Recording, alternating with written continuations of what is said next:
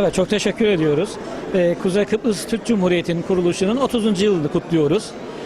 Azerbaycan'da, Bakü'de, Azeri kardeşlerimizle bu bayramımızı kutlamak tabii ki bizim için çok heyecan verici. Bugünlere gelmemiz tabii kolay olmamıştır.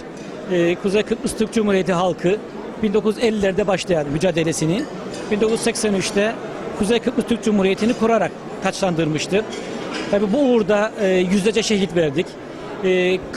Kıbrıs'ın Yunanistan'a bağlanmasını engellemek için Rumların başlattığı saldırılara direndik.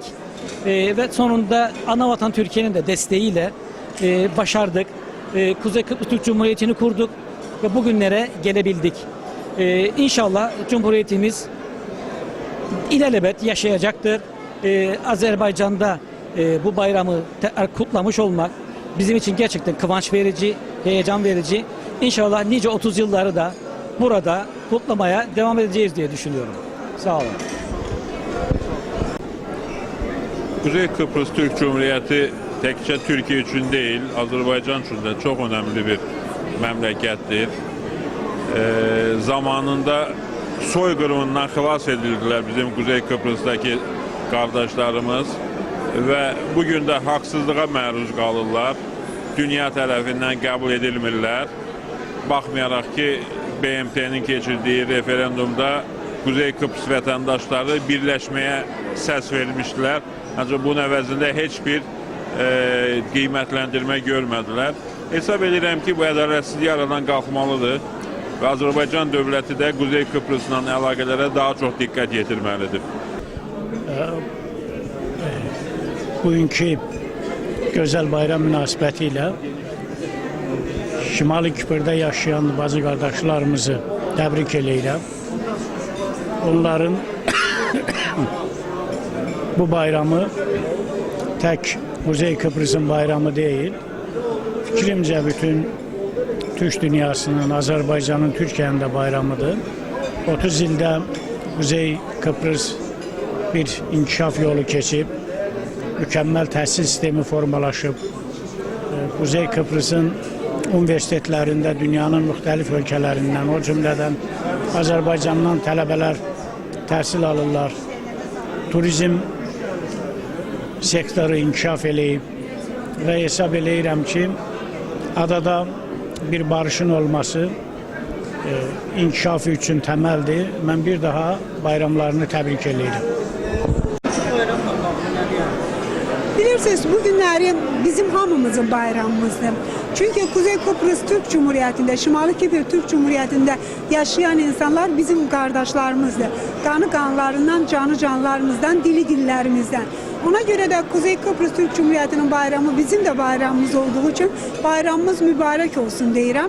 Biz noyabrın 15'inde Kuzey Kıbrıs Türk Cumhuriyeti'ndeydik. Orada da kardeş bacılarımızı, insanlarımızı tebrik ettik. Bu günleri buradan da tebrik edirik. Oradaki insanımız da bizi kimi çok ağır acı çekip, əziyyətlər çekip. Kuzey Kıbrıs Türk Cumhuriyeti insanı, oradaki insanımız qətliyamlar görüp, ağır təzyiqlər görüp, çok büyük acılar görüp, ağrılar görüp ve bütün bu ağrı acılar, qətliyamlara karşı ama mübarizə apararak bir var olma mücadelesi, mübarizəsi apararak Kuzey Kıbrıs Türk Cumhuriyeti'ni kuruplar ve bugün onun 30. yani noyabrın 15'i bugün qeyd ettiğimiz onun kuruluşunun 30. il dönümüdür. Ben bütün şehitlerimizin, oradaki şehitlerimiz, buradaki şehitlerimizin karşısında baş eğrik, onların ruhu karşısında baş eğrik ve oradaki insanımıza karşı haksızlık, adaletsizlik, beynəlxalq təşkilatlar, beynəlxalq güclər tərəfindən hələ də davam edir. Çünkü Kuzey Kıbrıs Türk Cumhuriyeti'ndeki insanımız her zaman barışın tarafında oldu.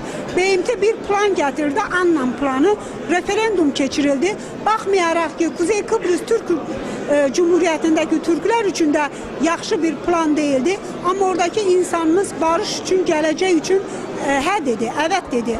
referandumda. Ama Rum tarafı, adanın Rum tarafı hayır yok demesine rağmen yine de Kuzey Kıbrıs Türk Cumhuriyeti'ne oradaki insanımıza karşı izolasyalar aradan kaldırılmadı. Beynəlxalq təşkilatlar verdikleri sözleri tutmadılar ve bu haksızlık hala da devam edir. Biz arzu edirik ki inşallah bu beynəlxalq güclerin, beynəlxalq təşkilatların ettiği bu haksızlığa son koylar ve o izolasyalar kaldırırlar.